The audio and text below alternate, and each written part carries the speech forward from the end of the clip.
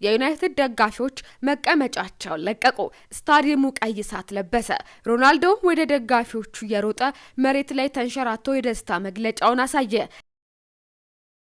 የቀይ ሰይጣኖችን ማሊያ ለብሶ በቲቪ መስኮትም ይሁን በሉዝኒኪ ስታዲየም ለነበረ ደጋፊ ግንቦት 13 ቀን 2000 ዓ.ም በኢትዮጵያ ወይም ሜይ 21 2008 ዝም ብሎ የቀን መቁጠሪያ ላይ ያለ ዕለት አይደለም። ያ ምሽት በደንባ በታሪክና በክብር ቀለም የተጻፈ የዩናይትድ ታላቅነት ማረጋገጫ ነበር።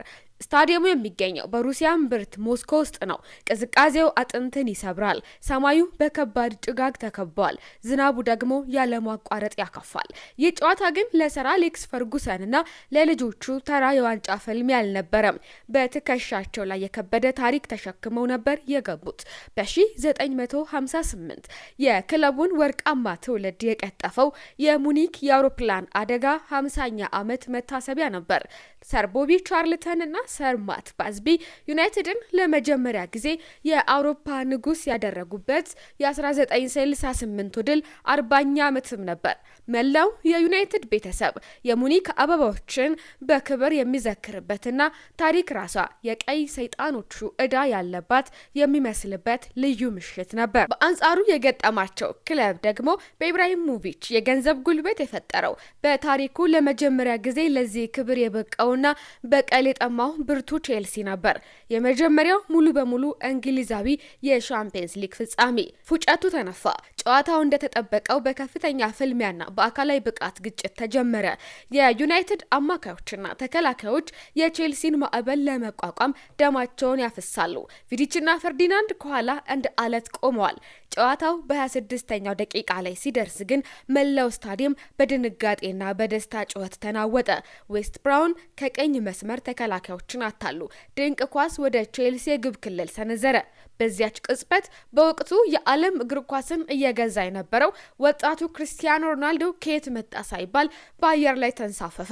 ሮናልዶ የስበት ሕግን የጣሰ በሚመስል መልኩ አየር ላይ ረገብ ብሎ ቆየ። የቼልሲው ተከላካይ ሚካኤል ሊሴ የሮናልዶን ተረከዝ እንጂ ራሱን ሊያገኘው አልቻለም። ሮናልዶ ኳሷን በግንባሩ በኃይል ገጫት። ፒተር ቼክ እንደቆመ ቀረ።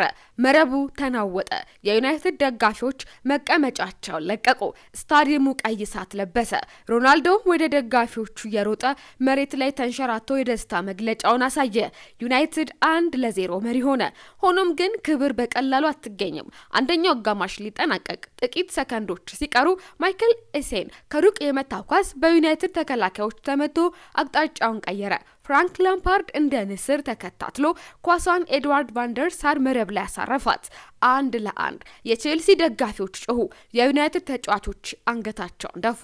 ሁለተኛው አጋማሽ ሲጀመር ቼልሲዎች የበላይነቱን መውሰድ ጀመሩ። ዲዲየር ድሮግባ የመታው ኳስ በግቡ ቋሚ ላይ ተመለሰም። ላምፓርድ የሞከረው ኳስም እንዲሁ። የዩናይትድ ደጋፊዎች ልብ ትርታ ጨመረ። በጭንቀት ጥፍራቸውን የሚነክሱ አይናቸውን የሚሸፍኑ ጥቂት አልነበሩም። ሰር አሌክስ ፈርጉሰን በሜዳው ዳር ቆመው ማስቲካቸውን በኃይል እያላመጡ ትዕዛዝ ያስተላልፋሉ። ዩናይትድ በጽናት መከላከል ያዘ።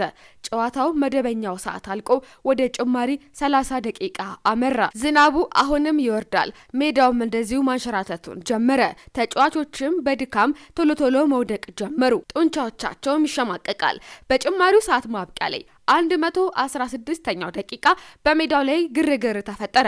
በካርሎስ ቴቬዝ እና በቼልሲ ተጫዋቾች መካከል በተፈጠረ ግጭት የቼልሲ አጥቂ ዲዲየር ድሮግባ የዩናይትዱን የብረት አጥር ኒማንያ ቪዲችን በጥፊ መታው። ዳኛው ልቦሽ ሚሄል ሳይወዱ በግድ ቀይ ካርድ አውጥተው ድሮግባን አባረሩት። ቼልሲ በ10 ተጫዋች ቀረ። ግና ጨዋታው ሊያልቅ 4 ደቂቃ ብቻ ስለቀረው ውጤቱ አልተቀየረም። ጨዋታው ወደ አስፈሪውና ወደ ማይገመተው ፍጹም ቅጣት ምት ፔናልቲ አመራ። አሁን ስልታዊ ጨዋታ የለም። አሁን የልብ ጥንካሬና የእድል ጉዳይ ብቻ ነው። ከሰማዩ አሁንም ዝናብ ይወርዳል። የሁለቱም ክለቦች ደጋፊዎች እጅ ለእጅ ተያይዘው መጸለይ ጀመሩ። ቴቬዝ መጣ፣ አስቆጠረ።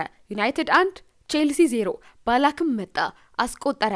1-1 ካሪክ መጣ፣ አስቆጠረ። ዩናይትድ 2-1 መሪ ሆነ። ቤሌቲም መጣ፣ እሱም አስቆጠረ። ጨዋታው 2-2።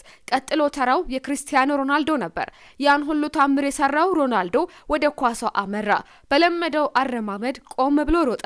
ፒተር ቼክን ለማታለል ሞከረ፣ ግን ቼክ አልወደቀም ወይም አልተሸወደም። ቼክ ወደ ቀኝ በመዝለል የሮናልዶን ኳስ አዳናት።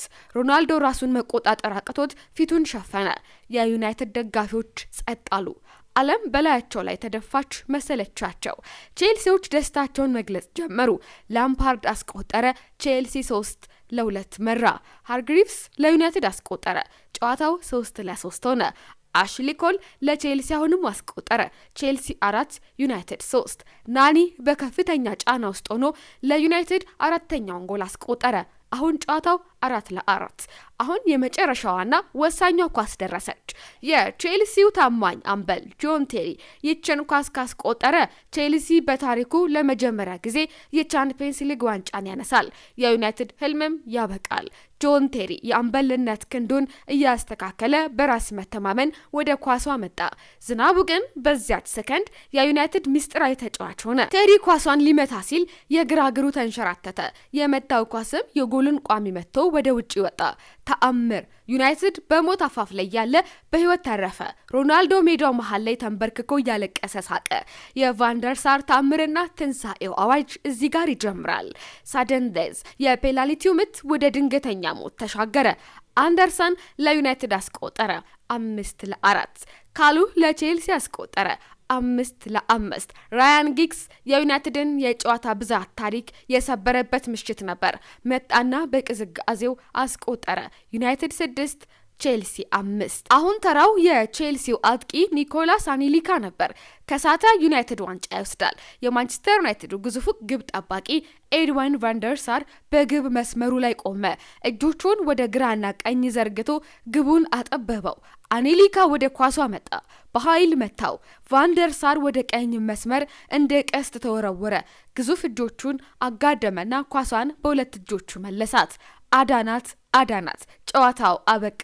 ቫንደር ሳር እጆቹን ወደ ሰማይ ዘርግቶ እየጮኸ ሲሮጥ መላው የዩናይትድ ተጫዋቾች ተከትለውት ተጠመጠሙበት። ክርስቲያኖ ሮናልዶ ሜዳው መሃል ላይ በደስታና በስሜት ተደፍቶ ያለቅስ ነበር።